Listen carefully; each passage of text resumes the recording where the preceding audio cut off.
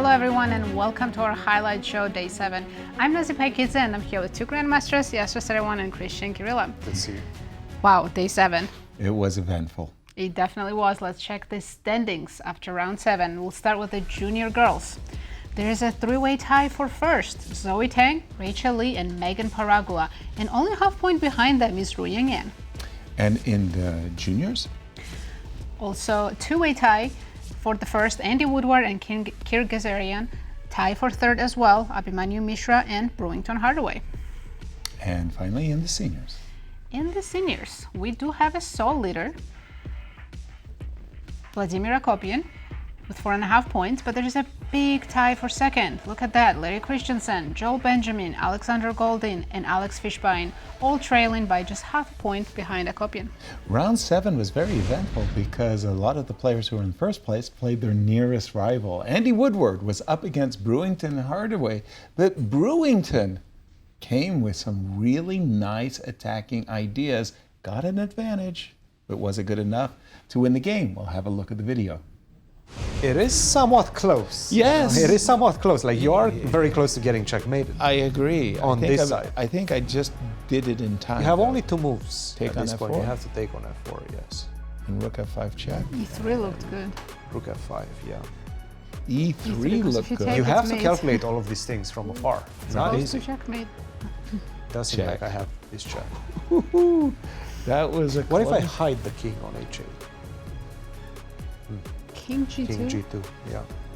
Wow, what Yeah. a move. A lot to calculate still. Agreed. These endgames with 4 rooks are very, very complex, right? For those of you who are joining us late, it's been a Donnybrook between Andy Woodward and Brewington Hardaway, as Brewington, half a point behind, seized his chances earlier, got an initiative, got an attack, but Andy defended it very, very well and has guided it to a 4-rook ending, which we think is going to be a draw. Brewington's just throwing his last, tricks in the position for E3. And for Andy, a draw, and he's played the right move, Rook F5 check, will really be helpful in his ambitions because at the moment, Andy's tied for first with Kirk. And he maintained the pressure on the clock as well, Right. which helped him. And Brewington's E5, F5, E4, G5. Let's go. I mean, that was fun. And F4. And he's got a little smirk on his face, like, okay. Both of them do. They Yeah. are good friends. All right. And what Hey, else? better than good friends, bug house partners. I mean, that's a sacred bond right That is there, true. you know. And Cristian, another big junior clash was Mishra's game. Absolutely, and Mishra, after that result, understood that there's an opportunity that's opening up. If he wins with the black pieces, then he could potentially catch up with the leaders. He tried everything in the books against Grayson Rorrer, but unfortunately wasn't enough. Take a look. And for those of you who are joining us late, the top seed Mishra needs a win against Grayson, but Grayson has been playing an incredible game up to a certain moment where he had outplayed Mishra and got himself in a position where he had an advantage. Now we think Mishra is going to draw this game because of the material imbalance, 2 pawns versus an exchange, 2 pawns and a bishop versus a rook. Remember, Grayson was keeping this fortress going. He's just played the move C4, an indication He's going to play C5 or E5, right? precisely. He wants C5, yep. He's about ready to play C5. Yeah, I think And- Mishra should just take a draw here. Just take on C4 instead. Make what? a draw. Take on C4. Right Take now. on C4, make a draw. Mishra and Grayson are repeating. They went into the opposite color bishop endgame, and now Right. they draw. Yeah, he cashed in on C4 immediately. Of course, yes. Not the result that he wanted, Mishra, but he did fight for more. He did. But Grayson was very careful. Grayson played a very good game. He played a good game, perhaps let go of some advantage in the middle game. Mishra took a lot of risks, Yep, he did. and they're claiming A 3-time repetition. repetition. Grant Owen of the Charlotte Chess Center And it's a draw. gave his approval. That Grayson means and Mishra Grayson Well, right now Mishra remains half a point behind the leaders. How are you enjoying the contests? Well, enjoying is one word, but it's it's been a significant challenge. But I think I had this bad stretch at the start where I lost 2 games in a row. These are strong players. It can always happen. And exactly. Obviously, I'm one of the lowest rated players here, so in a lot of ways, obviously it's very hard in the moment, but it's a very good opportunity to learn from these games. And I think I've recovered very well. Obviously, it doesn't show in the results, but I've had a lot more chances. I probably could have scored 2 points more at this moment. So I'm just trying to make the most of it, and I hope I can. Well, I'd like to finish on an even score, but at least one win would be nice for us. And in junior girls, it was young Rachel Lee who won her 3rd game in a row. She was playing Rochelle Wu. She got a very nice advantage out of the close Sicilian opening.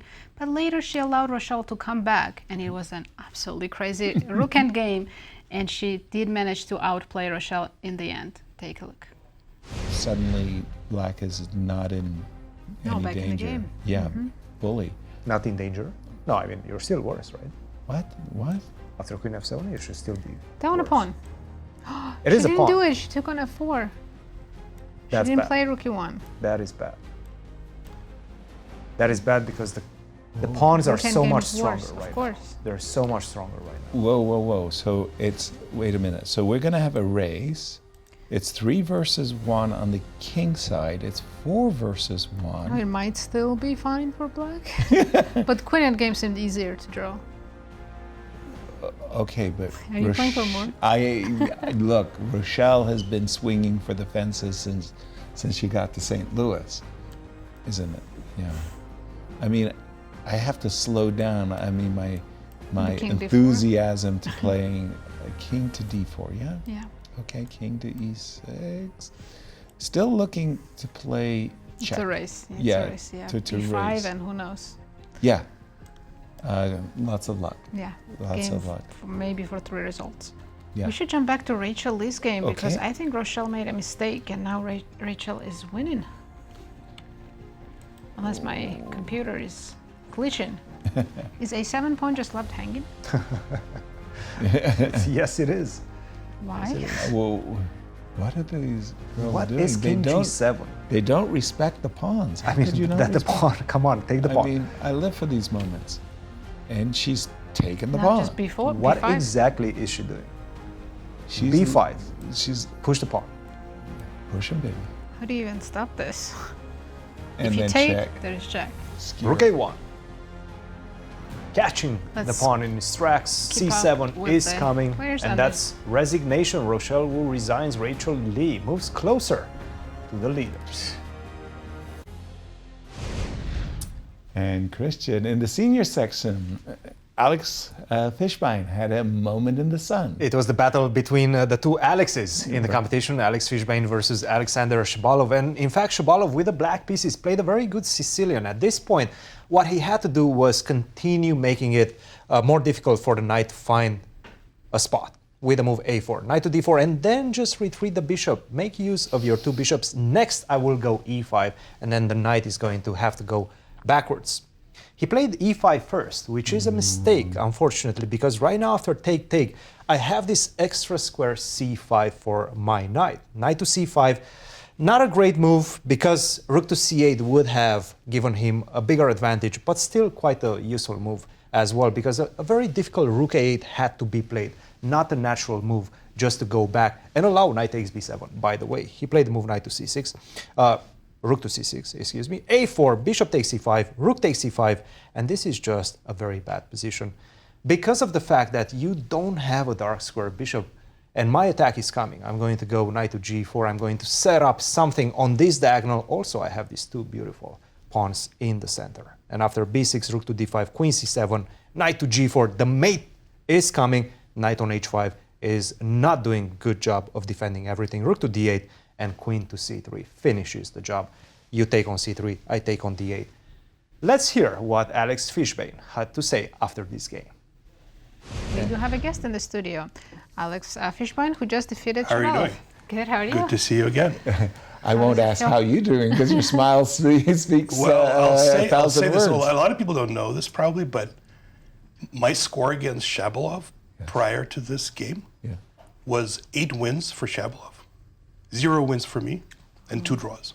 Wow, so he nearly adopted you. Yeah, well, that's true, almost. Yeah, it just prevented The adoption. And a lot of those games that I lost to him were like games in the U.S. Championships. I lost 3 times in the U.S. Championships. So I would say this win has to count as probably the happiest happiest I've ever been after a win. Wow. Just because it's against him. Yeah, I mean, You know, for whatever reason, I he's been a black.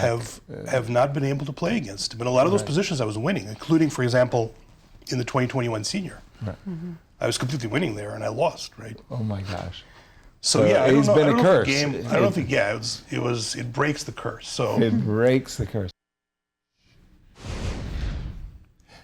And that was a very nice win by Fishbine, but what a missed opportunity. In the fight for the girls' championship, it was Zoe and Megan. They were tied for first. Whoever wins gets a clear first going into the 8th round. And Zoe had the 2 bishops in an ending. And she was pressing. She had achieved everything she wanted and then traded her bishop for a knight, missing a golden opportunity. Have a look. A crucial game for those of you joining us late in the fight for first place between Megan and Zoe. Megan, we think, had just a wonderful blockade, bishop and knight versus 2 bishops. Zoe kept playing, and then Megan lifted the blockade, and suddenly Zoe, in this 5th hour of play, I want to say, is now in the driver's seat. King C3. Bishop. Oh, I don't want to give you both pieces, but it might be winning. It might still Bishop be winning. E5? Your knight's Bishop E5? so out of. No, this is Wait, what? completely She took on F4? I'm sorry, what? Are you No. This is no longer winning. No, she did. Oh, she did. What? What? Are you kidding me? What? Knight King F4 E4 was just winning on the spot. This is an absolute stinker of a move. Oh my Bishop God. takes F4. What just happened? She just went into a bishops of opposite. Zoe must have thought that somehow she was zugzwanging her opponent with D3. There is no There is no even zugzwang. if There is you are- never any Zuzwang. I will never, Never go ever in the play opposite bishop color. takes F4. Zoe just had a What She was saw a that? ghost. disaster. And here was Zoe was completely, had outplayed Megan, had laid the stage brilliantly for the entry of her king. In this move, knight F4, she played bishop takes F4. Just a total stunning move. What a wretched move. Wow, what a missed opportunity for Zoe. But let's take a look at the remaining schedule. Players finished round 7 today. There's only 2 more rounds to go, only championship rounds. And if there's no clear winner, we'll have playoffs on Friday. Yes, indeed. But for us, good night from St. Louis. Thank you for watching the highlights. We'll see you all tomorrow. Thank you and see you soon.